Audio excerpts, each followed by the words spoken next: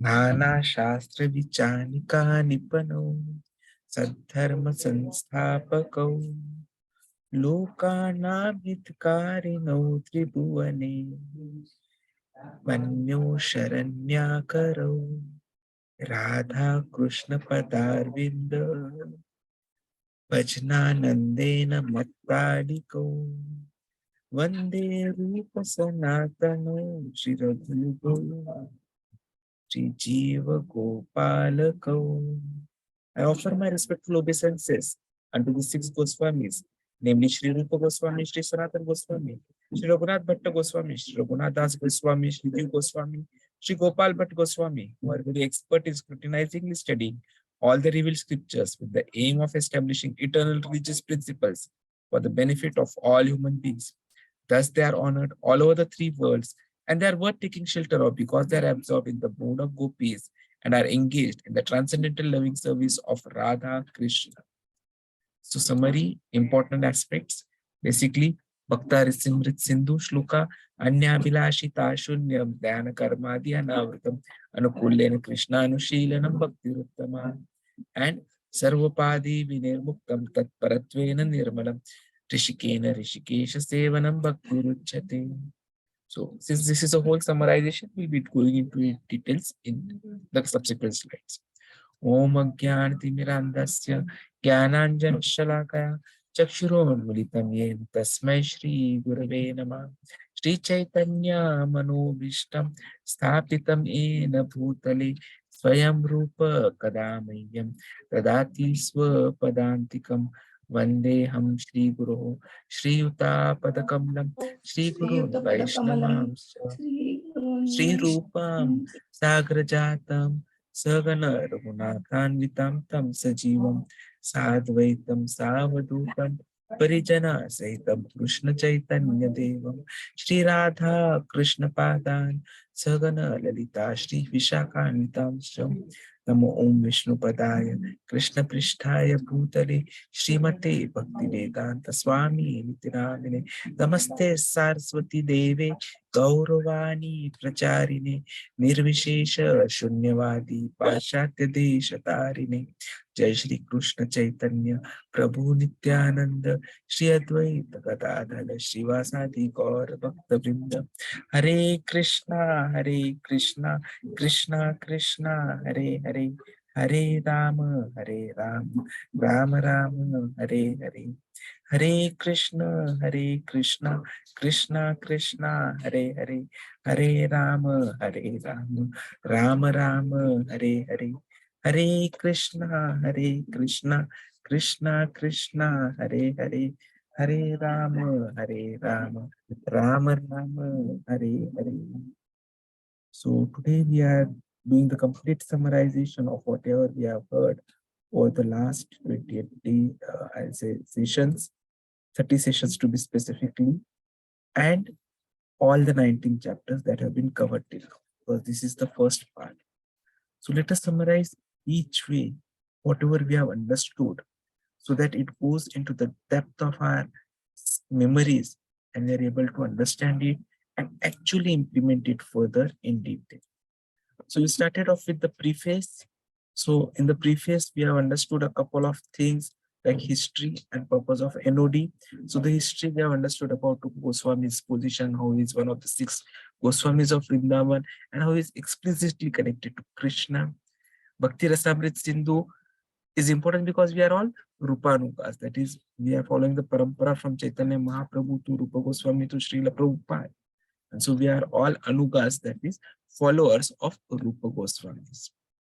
Then purpose of Bhakti Rasamrit Sindhu. So there are six purposes to make each one of us a Goswami, to explain Bhakti Rasa where vis-a-vis the material life that we are living. Then giving us practical hints to live in material world by devotional service, because that is what is most important. The fourth objective was to stimulate the original love in the Pancharasas. And then having a study of the actual science of how perfectly loving all living entities are, and nurturing the devotional life of practicing devotees. So this was what we understood in the introduction part. Then we came to the Bhakti Rasa, or the differentiation of Bhakti Rasa from the uh, material Rasa. So in Bhakti Rasa, you will find that it is denoting the, just a second, I'll take a highlighter so it becomes easier. Yeah.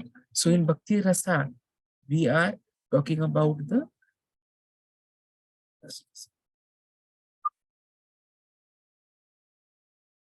so in Bhakti Rasa, it is denoting the devotional love, which implies that there is a service or activity intended to please the beloved.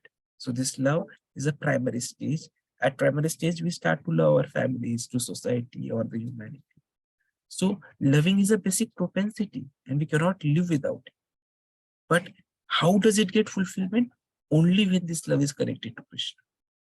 So it is like watering the root. So the moment we water the root, all the tree gets the benefits. So similarly, when we start loving Krishna, everyone gets it. Or it could be another analogy that we thought the other day was how you put up the lights in the whole room. You just put on one switch. The moment you turn on the switch, the whole room is lighted. So that is how, if you start loving Krishna, everyone gets the benefit. Then Bhakti Rasa Amrita Sindhu. So Rasa means Milo, or the juice. What we are generally following after or running after is the mundane rasas, which are actually very chapala, sukha, because they fade up and they are oscillating, tasteless. Sometimes we like to bhoga, sometimes we start to give tyaga. So it's not permanent. While Bhakti Rasa is fresh and it is eternal. It never stops. And that is why it is called as Amrita. It is completely forever. And Sindhu, because it's a motion of pleasure. You manage to procure few drops of sensitive pleasure. But in Bhakti Rasamrita Sindhu, it's an entire ocean, always available for anyone. So when we start understanding Bhakti Rasamrita Sindhu, or Nectar of the Ocean, we are able to dive into this ocean in detail and get similar kinds of benefits. And that is why the study of this particular book was important.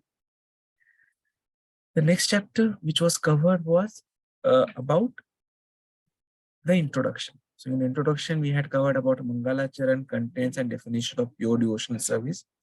So Mangalacharan is basically invoking the auspiciousness. So in that, we have covered about the objectives of the book, we have offered our obeisances, and we have sought benediction.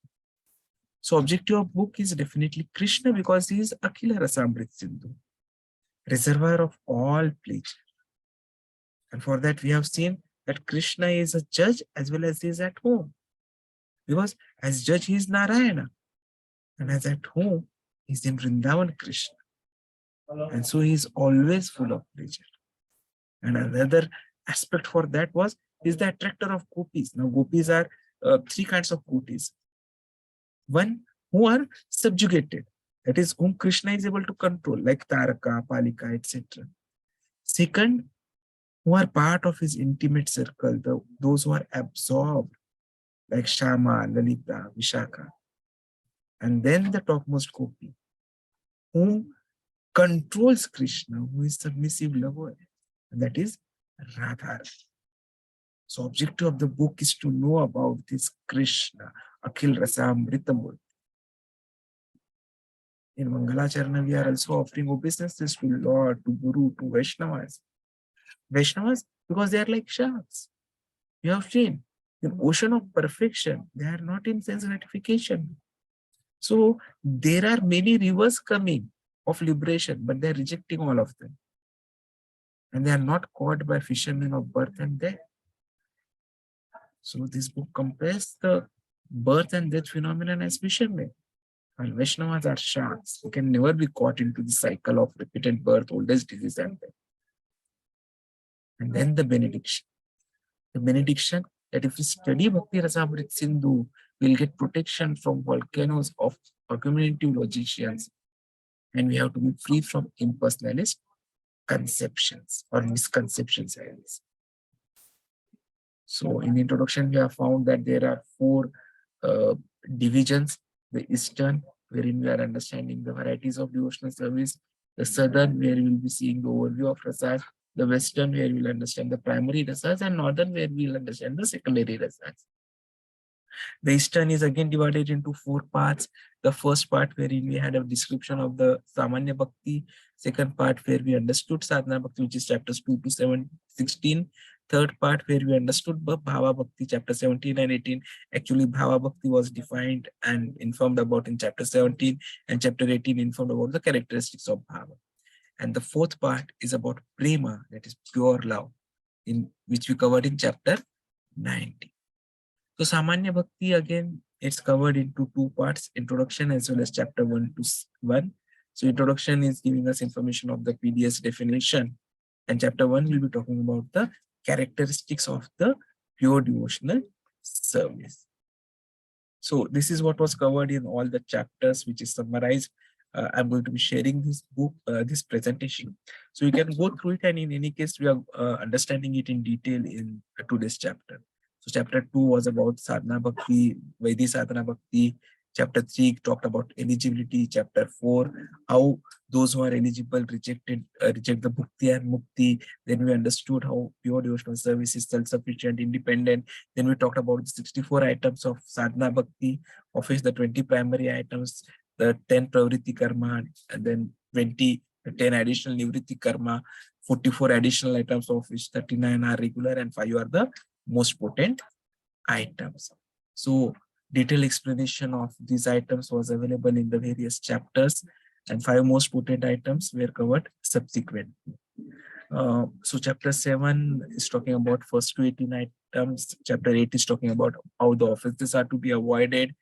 Chapter 10 is important because there we have understood the technique of hearing and remembering. Chapter 11 was also important because there we understood about servitude, friendship, and self-surrender. Chapter 14 talked about the other spiritual parts, that is Varnashram, Jnana, Vairagya, wealth, followers, saintly qualities.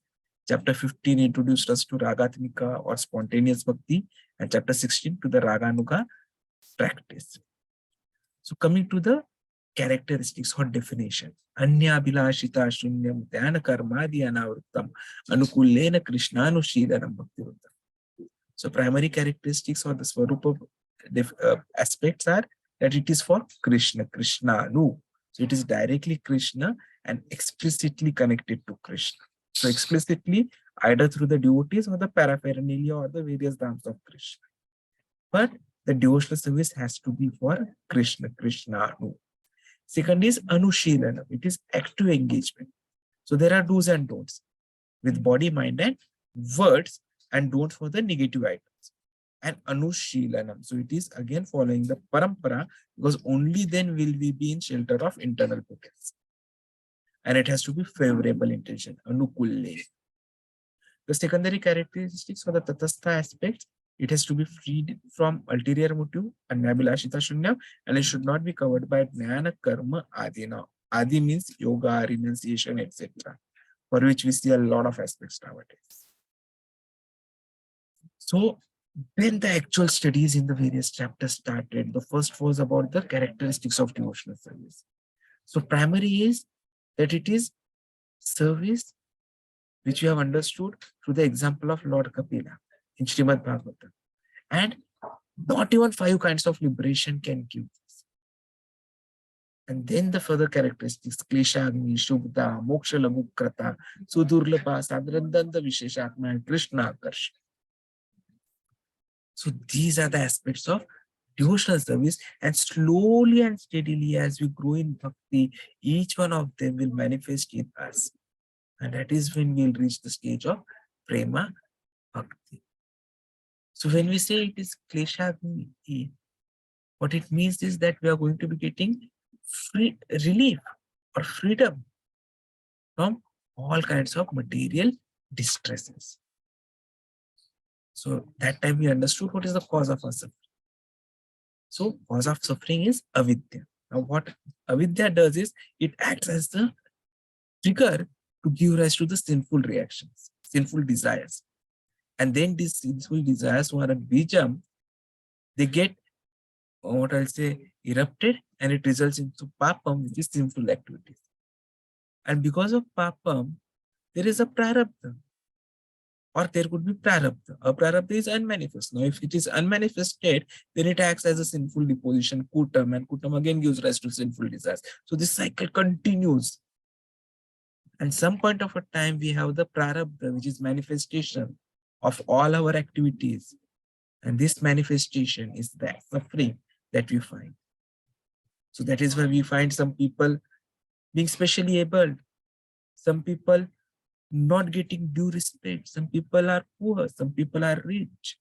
So this all suffering is the prarabdha which comes because of this avidya, ignorance, causing the sinful desires. So what is the solution for this? Because that is what is more important. So the solution was for prarabdha that low birth can be counteracted. How can the low birth be counteracted? It was very simple. And that is an evidence which has been given in all the Puranas as well. On Padma Purana. Because Padma Purana also talks about all the four effects being vanquished. Or Bhagavad Gita 18.66, where Krishna says, Sarva dharman paritejya mamekam sharanam brajaham tam sarvapapebhyo mokshayasami masucha. So prarabdha is something which can be managed. Aprarabdha. It is a blazing fire. So blazing fire of devotional service will turn that into ashes. So we just do devotional service. And the other aspect could be that we get that tolerance with determination. As Krishna has said in Bhagavad Gita. So prarabdha as well as aprarabdha, they get managed with our devotional service. The bijam is something which remains. So for that we have understood the story of Ajamila. So the elephant baths, he cleanses himself, and then what does he do? After coming out of the lake, he again rolls in the mud. That is bijam. But the sun of bhakti, so bhakti acts like a sun. It spreads its rays everywhere. And it does not deviate that, okay, here is a person who is pious, or here is a person who is a sinner, or here is a place which is well kept, the parliament, or here is a place which is a slum, needed to be covered by what I say, curtains, so that the visitors don't see it. No. Sun gives its rays everywhere. So similarly, bhakti gives the rays everywhere. And ignorance again gets killed or removed with bhakti only. Srimad Bhagavatam 4th canto 22nd chapter talks about it, that not of false ego will be freed. Or even Padma Purana tells that fire kills the snakes of ignorance.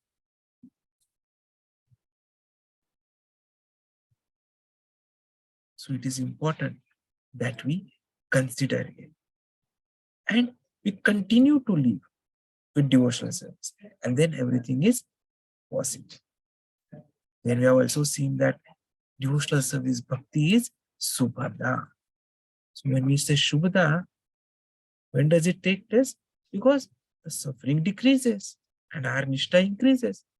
So definitely it is shubhada. What is it? Because when we are following criteria, it is auspicious. And which are those criteria? It benefits and attracts everyone. And that is why you will find political, social organizations, they try to do so much activities, but they fail. Or even in Padma Purana, we have seen this concept that even trees and animals get benefited if you do bhakti. So non-bhakti, non-devotional activities are failing. While those who are doing bhakti, they are benefiting even animals. And we have that famous example, famous documentation in history, wherein Lord Chaitanya Mahaprabhu, when he was traveling through the Jharkhand jungles around 500 years ago, when he started his Sankirtan, the tiger, the deer, all the animals who are naturally enemies of each other, they were not away, but they were together surrounding him and getting the mellow of the Sankirtan. So definitely the bhakti helps and it attracts everyone. Second aspect is it helps in development of saintly qualities. So for that we have the example from Srimad Bhagavatam, 5th canto, that quality of demigods will come in a day. But unfortunately,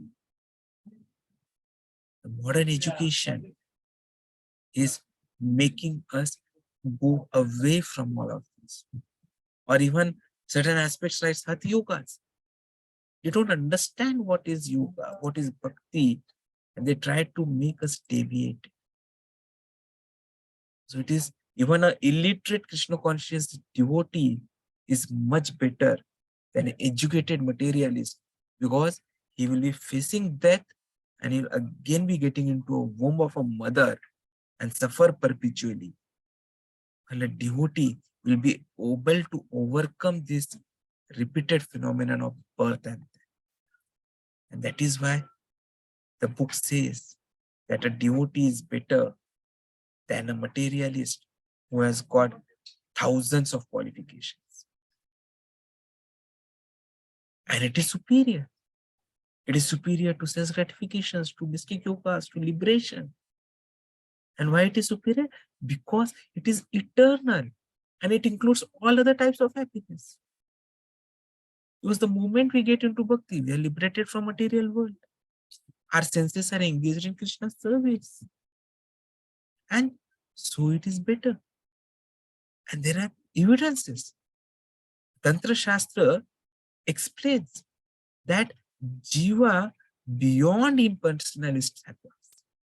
Or Hari Bhakti Sindhu, Prahlad Maharaj explains the devotional service that it includes everything, all four. Or Narad Pancharatra, it says that a devotee does not care a fig for any kind of a liberation. And we have examples. Sridhar Kolavecha. We have examples of the bees as well.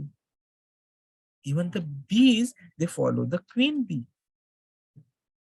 And that is why it is giving you the superior happiness. It is moksha lagokrita. So, and it manifests at the stage of bhava. So, whether it is the four religious principles, they're just like a straw. The water in cows, the impression of the cow's hooves, or anything else. So, the devotees do not want it because it's all unnecessary. But it is sudurla because we cannot attain it by our own efforts. And Shivji confirms it in Tantra Shastra. And Krishna is reluctant to give because the moment he gives, he will be purchased. As Narad Muni explained to Yudhishthir Maharaj in Srimad Bhagavatam, 5th canto, 6th chapter. So how do we achieve it? Only by the mercy of spiritual master, which is explained in Chaitanya Charitamrita Vadilila, as well as by Prahlad Maharaj in Srimad Bhagavatam. These were the 6 characteristics. And then it is Chandralanda Vishesha. It is very dense, so dense that once we get this happiness, no other thought or perceptions will come in our mind. And then that stage will become where it will be able to attract Shri Krishna. Ideally, Krishna is Atmaram. So he is self-satisfied, but he can be attracted only by his own pleasure potency. Neither yoga nor Vedanta can be as good as devotional service. But Krishna was attracted to Pandavas and Prahlad Maharaj. Why? Because they are his devotees. And so Arjuna also in Bhagavad Gita, 18th chapter says, I'm sorry I disrespected you. So it means Krishna was his friend and he was attracted. And the greatest of all is Radharani, the greatest devotee who attracts Krishna. And that is why she is known as Madan Mohan Mohi. She controls bhakti. And so those who are Brajvasis, they put themselves under her care to achieve perfection. That is why you will always find them saying, Radhe, Radhe, Radhe. I had shared my own personal experience when I had been to the Barsana eye camps. How people there, even in night, they're always talking, Radha, Radha. And the moment their cataract surgeries are done, the first thing they want to see is their beloved Radharani and not their relatives. Even Bhagavad Gita has said that everyone is under Devi Prakriti. Devi Prakriti is Srimati Radharani, internal potency of Krishna. So, if we are under the control of Radharani, then devotional service will attract Krishna himself. So, Bhakti means to follow the footsteps of Radharani. And that is why everyone has said, what is important is being servant of the servant of the servant of the servant of the Lord. And when we reach that stage, that is the level wherein we'll be able to get Krishna Prem, which is most important objective of our life. So then we came on to the sadhana bhakti. So sadhana bhakti, the qualification was causeless mercy. The moment there is a causeless mercy in previous life, you'll get attraction. Attraction will convert into test, and that is the qualification. Logics, arguments, they have no foundation. The definition was, it is a systematic practice executed with mind and senses that reawakens bhava, which is lying dormant within us. It's not going to be put in, it's already there. Only thing is, it is going to become uncovered. And we have seen these examples, the child who learns to walk automatically, or psychiatrists who try to revive people to normal condition, or aborigines who are also worshipping naturally. The essence of sadhana bhakti, we have seen the examples of Narad Muni, wherein he has said, fix mind on Krishna by any means. And what is the easiest way to fix mind is chanting. Amrish Maharaj was the example.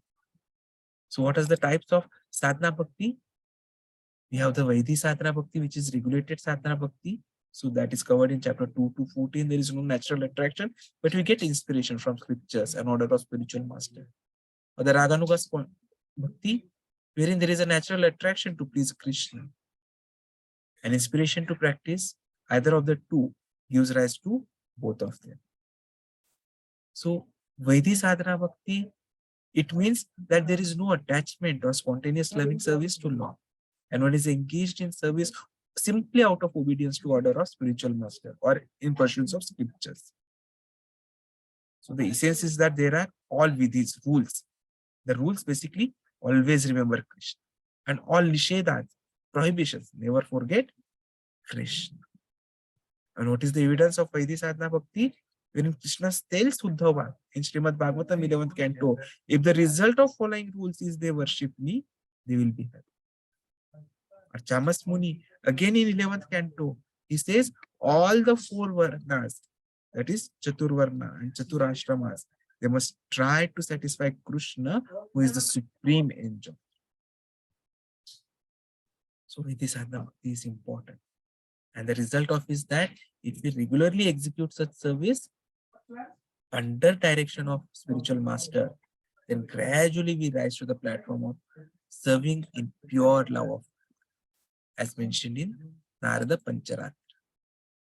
So what is the eligibility or is knowledge and renunciation required? So these were the aspects which we have covered. So eligibility is association of devotees, because association of devotees will give mercy of Lord and their attraction to Krishna's service. Knowledge and renunciation is not required, because too much of this makes the heart hard and emotionless. We don't want that. Grades. So it's basically by inspiration from Shastra and Guru. So faith and knowledge is what is going to be determining the eligibility. So based on that, we have seen the Uttam Adhikari, Madhyam Adhikari, and the Kanishta Adhikari. So Kanishta Adhikari, the faith is weak, easily swayed. He cannot offer arguments to opposing opinions, and he may leave. Madhyam Adhikari, he is strong, he convinced, he has good knowledge, but may not always defeat opposition. And Uttama Adhikari, he is strongly convinced. He has strong knowledge and he can convince others and defeat others as well. So what are the varieties? So we have the distressed That is, Gajendra was an example. Those who are running after money, Dhruva Maharaj, inquisitive, those who want more knowledge, Shonaka Muni, or those who are intelligent, wise. And amongst these who are important, who are better, is those who are wise.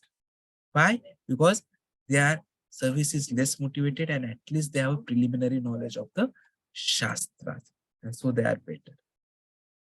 But then there are impediments. And the impediments basically is the desire for mukti and but devotees reject both in favor of the bhakti. So Lord Kapila has mentioned this in third canto of Srimad Bhagavatam. My devotees refuse all liberation and only want service. And Dhruva Maharaj in fourth canto tells impersonalists cannot approach your lotus feet. So how can fruity workers? So basically liberation or enjoyment is an impediment. So Rupa Goswami ji has compared them with ghosts and whistles. Even Bilva Manohar Thakur, he says, I reject liberation who is standing at my door with folded hands. Uddhava says, I only want unflinching faith and devotion. Chaitanya Mahaprabhu says, Na dhanam na janam na sundarim kavitam va jagdish kamay mam janmani janmanishware bhavtad bhakti rahitu kitu. And Lord Kapila Dev says, my devotees are attracted to my beauty, form, etc. I give them place in special abode. So, what is needed is basically to begin the sadhana bhakti is mercy of devotees. And for advancement, what is required is maturing of our knowledge and faith in scriptures. And then how to practice.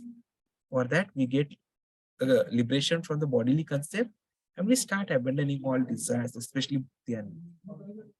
So this is how we begin, and that is why this book was important. Because we have already got the mercy of devotees, and that is why we are into this mission. We are understanding, we are attending classes, we are talking to each other, we are regularly taking down notes. So the next stage is for advancing. And for that, maturing of our knowledge and faith in scriptures is required. And that is what we are getting by these Saturday, Sunday classes on Nectar of Devotion. And says, first important part of the ocean was completed. That is why I thought that we'll have these summarization sessions on these coming few weekends. So that was about what is required. So then we understood about how devotional service surpasses all liberation. So there are references who have rejected Bhakti Mukti like Prithvi Maharaj, who said, in fact, give me more years and terms. I'll never ask for any emancipation. Or Bharat Maharaj gave up all comforts and did not accept Lakshmiji's offer. But in Srimad Bhagavatam, we have this chapter, this conception. I may get even heaven or other promotions, but I only want your association and service. And you all know about the Brajvasis. They reject even the Vaikuntha. So devotional service surpasses everything. So many references we saw in our lectures, previous lectures. Like Bhagavatam's fourth canto, only devotees who reject material desires and serve Lord know their real self-interest. Srimad Bhagavatam 7th canto, Prahlad Maharaj says, just chant, there's no necessity of any spiritual emancipation. Same 7th canto, oh Lord, our duty is to always serve you. You are the enjoyer of everything. 8th canto, Gajendra Moksha story. Gajendra says, I am asking for favor, but I know devotees don't ask except your glorification. 10th canto, Nagapatnis, they say, anyone who gets just of your lotus feet does not care a fig for anything else. 10th canto itself, wherein it is mentioned, your devotees have rejected all comforts and fully immersed in devotional service. 11th canto, Krishna tells Uddhava, my devotees won't even accept 4 kinds of spiritual opulences. Krishna says, my devotee does not want Brahma, Indra's post, or the 8 mystic perfections. In 12th canto, we have this statement, Markandeya has attained pure love, therefore does not aspire any benediction. Or even in Damodar Ashtakam, which is mentioned in Padma Puran. The Haigru Pancharatra, wherein it says, Hanuman is glorious, and thus I also wish only to serve you. In 6th canto, I have heard even those liberated have to become devotees, and they are very, very good. So just see. Even after liberation, if we have to become devotee, then why not become now? In first canto itself, we had this sentence from Kunti Maharani: if Paramahamsas alone can know you, I'm less intelligent. How can I know you? And then we have the Atmaram verse. Even those who are liberated are attracted by transcendental qualities of Krishna. So liberation is not our objective. Because even by Namanvasis, they reject the liberation. All five kinds of liberation. Becoming one with Lord, or living on same planet of Lord, or having similar features like Lord, or having opulences like Lord, or even constant association of God. No, they don't want anything, especially the first, Sayujya Bhakti. They don't want that. Few devotees may accept the other four, but as they mature, they only want Krishna Prema. Vrindavan Rasis, they don't want anything. They want the purest of pure devotees. And if you are attached to a particular form, then does not redirect our devotion to other forms. Hanuman knew no difference between Narayan and Ram, and yet he was attached to Ramji. Then we have seen how pure devotional service is self-sufficient and independent. So it does not depend on your birth or your yagyas or your varnashramas. It is pure. It does not need pious birth. It is free of rituals. It is free of varnashram dharma. Sarvai punsan. Devotional service has no material cost. It is open for all. It's the constitutional position of all living entities. So Bhaktisiddhanta Saraswati Thakur fought hard to establish that pure devotional service is open to all. In Padma Puran, Vashishta tells Dilip, only quality for bath in cold Magh month is the desire. So similarly, if one has desire and attraction, he can take to bath. In Skanda Puran, we had this example. In Mayurdhva Shlokas, people also purified their highest brahmans. And in Hari Bhakti Vilas, we have this similarity that alchemy can change iron to gold. Similarly, bhakti can transform even those who are low form to the highest saintly platform. Similarly, no need of any rituals. Because even if by mistake one falls, we just do devotional service more strictly. There's no need of any prashchit, no need of any jnana and karma. Krishna has said this to Uddhava. Best qualification is sticking to devotional service and following the regulative principles. Even Varnashrama Dharma becomes absolute because Varnashrama Dharma is going to elevate you slowly and steadily. While Bhakti gives us direct surrender. So Narada tells Vyasdevji, when he was confused, why is it that I am not satisfied after having written all these scriptures, Puranas, Mahabharata? Narada says, even if not occupational duty, but surrender to Krishna is elevated, whereas vice versa is not. And so you should write about the Krishna surrender. And that is when Srimad Bhagavatam was written.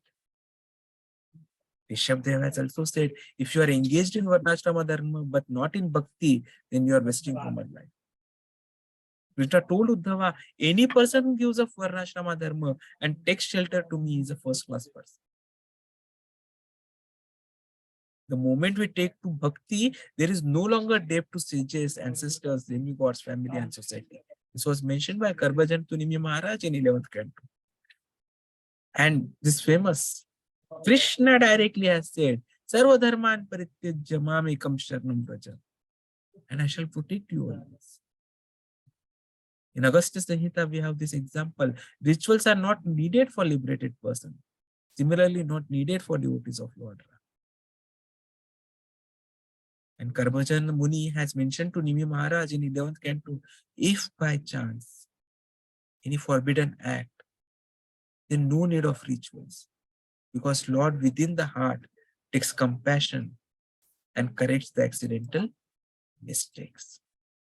So that is why bhakti is very, very important. So since we are already at 8:49, we'll be continuing our further summarization tomorrow onwards.